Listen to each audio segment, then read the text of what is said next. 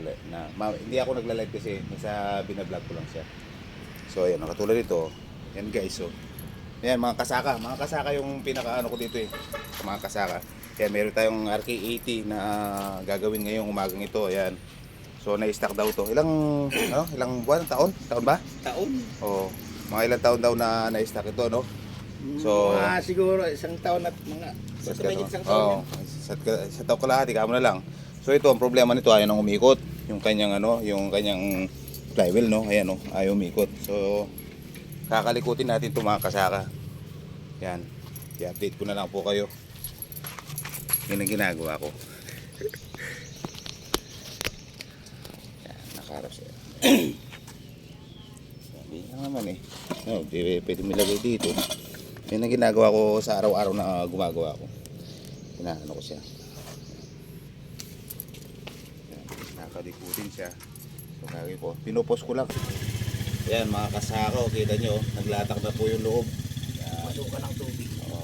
Maaari itong ang naging problema nito, yan, nag-moist yung loob niyan. Nagkaroon po ng tubig yung liner niya, yung tambucho niya. So ito yung naging resulta. So mamaya makikita natin yung loob. Pagka makikita natin puro kalawag yan, yung liner niya. Yan po ang resulta niya mga kasaka. Inamag na siya. Talagang hindi mo pa talaga mapaikot, kinalawang. Ayan po, talagang kinalawang po pati liner. Kaya hindi natin maiikot yan. So ang gagawin lang natin yan, liliyahin muna natin. Linis. Tapos doon natin mapapaikot yan. Dahan-dahan natin ikutin. Kasi kung good pa itong liner niya, yun pa rin gagamitin natin. Pero pagka marami na siyang tama, palitan po natin yan. So yan mga kasaka. So ayan mga kasaka, no, pag-ukot natin, natanggal pati liner, sumama. Ayan po yung liner niya. Sumama yung liner niya. So ibig sabihin talagang kumapit yung piston niya, ayan pati po itong niya, itong piston ring niya, ayan kumapit na talaga. Ayaw na maglaro. Isa lang po ang lumabas, yung isang top ring niya. Yan lang. So ayan yung mga parts niyan. Then ito po yung niya, yung mga barbula niya. So check pa rin natin barbula niya kung uubra o hindi. Ganun po. So yan. So hindi po natin kailangan na gumastos ng malaki yung ating mga customer, So hangga't maaari talagang kaya nating i-survive yung kanilang mga parts, i-survive po natin. Pero pag talagang hindi na pwede, talagang papalitan po natin yan. Kaya yan po mga kaibigan, makikita po natin talagang almost more or less daw sabi nung may-ari 1 year mahigit o isa't kalahating taon na stock. Yan po. So yan, baka mamaya po mapapatakbo lang po natin to. Linisin lang po natin lahat ng parts niya. At titingnan rin natin kung uubra pa po yung mga piston ring niya, kung kaya po natin tanggalin. Tatanggalin po natin yan. So yan mga kasaka, kahit na po na-stock na at hindi po umaandar yan at talagang stock, ayaw umikot yung makina, kaya po nating trabahuhin yan. Basta handa na pong gumastos yung may-ari. So yun, abangan natin ang susunod na kabanata mga kasaka. So yan mga kasaka, ngayon lang natin natanggal yung mga piston ring. Ito kasi talagang nag-stock po yung mga piston ring dito. Yan, tanggal na natin sila. So kailangan lang nating linisin ngayon. So medyo masikip pa sila sa group. Kailangan nating pagtsagaan, linisin para swabe yung pasok ng mga piston ring. Swabe yung hagod. Swabe yung hagod. So yan mga guys, mga kasaka, ayan na, malinis na lahat ng mga parts niya, So i-assemble na lang muna natin yan. Yan, malinis na po lahat yan. I-assemble na lang natin.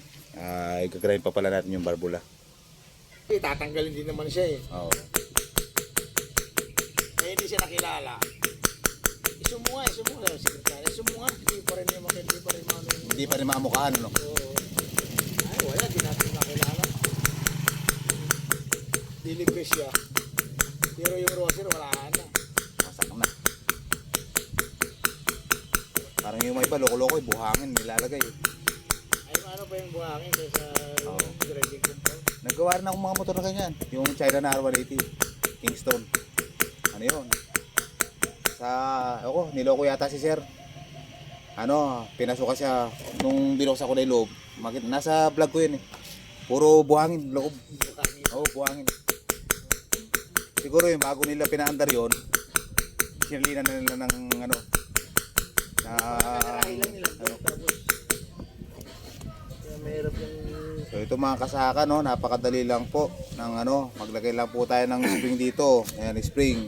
Yung spring na kayang bumalik. Tapos lagyan ng grinding compound. Pasok nyo lang dito. Yan na po. Tapos yan po, ganito lang. Kaysa po doon kakayasin natin ang nakagis na po natin, ganun eh.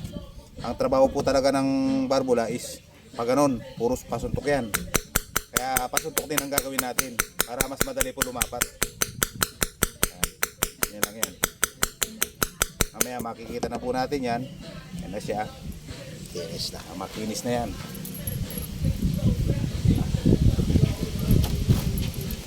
Makikita naman po dito yan eh. Ayan o, tingnan nyo. Ayan.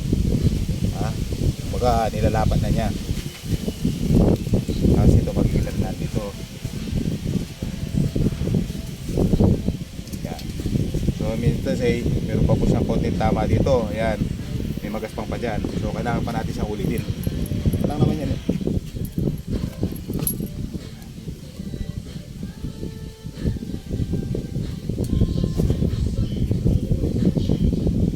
Hindi puputpurin niya yan eh. Grinding compound yan eh.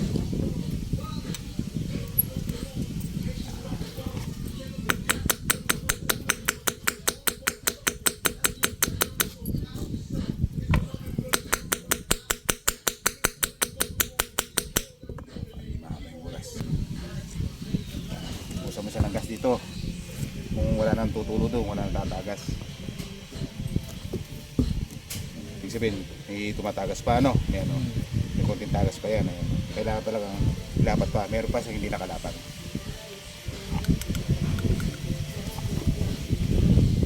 So, nakakailangan pa siya ng grind pa ulit.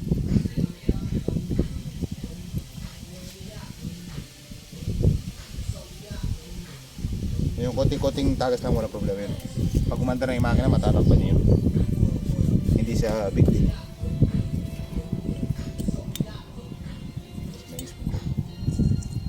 Kasi ito yung sumusunog, Oh yeah, sunog yan. Yan ang sumusunog. Yan mas sumusunog talaga. Sumusunog ng diesel. Tambutso na yan eh. So yan mga kasaka, no? Isalpak na natin, lagyan natin yung spring. Tapos lagyan natin ng gasolina kung may tagas pa o wala, no? So yan mga kasaka, wala na tayo makikitang tagas, Ayan o, may gasolina po sa loob yan. Kita niyo yung gasolina, ayan o. Wala po tang tagas, ibig sabihin nakalapat na po yan, no? So dito naman tayo sa kabila ngayon. Kabilang banger, Mas malaki yung isa, Oo. Basta intake, lahat malalaki yun. Mas malaki yung barbula. Mas malapad.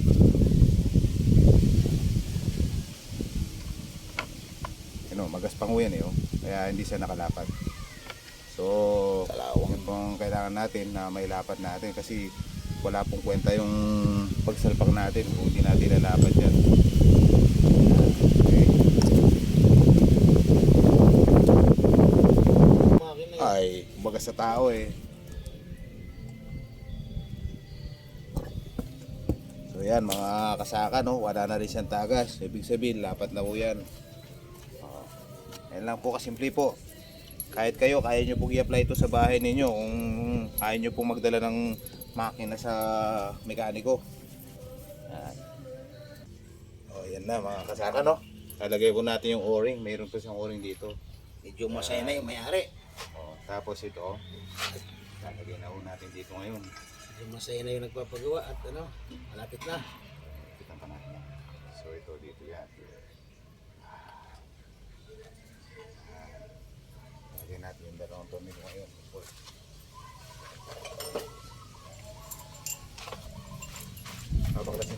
dito eh. Isa natin dito. Sabay bakas. Iba pa split kasi natin yan. Kailangan ito nakaikit na. Hindi ganito kung isasalpak ko siya. Yung iba sinasalpak lang ng luna yan. Nakasama yung cylinder head pero hindi. Kailangan yan. Iwalay mo pa ito. Hindi pwedeng okay. Pause muna natin. Nandito tayo kasi sa space. Tsaka ano, binubura ko kasi agad yung ano.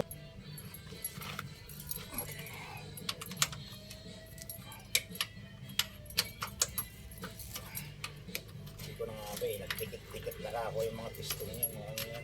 Dikit talaga yan. Piston rin, tapos yung balbulan niya, sigurado.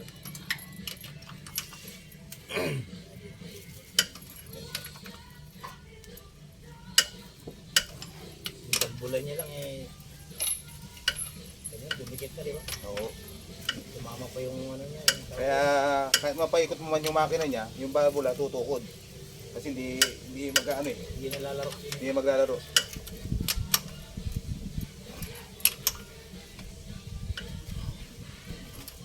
Hintay ko yung ano eh, yung torque wrench ko eh. Gorda na rin ako. Para alam mo lahat ng gauge. Kung 80 lahat. Para walang lamangan. Pero ako sa taga ko nang nagagawa, alam ko na yung mga ano, tansya.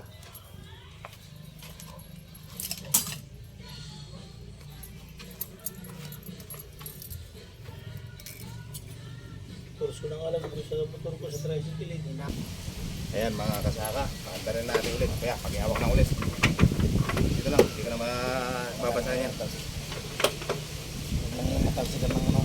Eh, ita. Isang ano lang. Diba? Sabitin lang. Mayroon pa.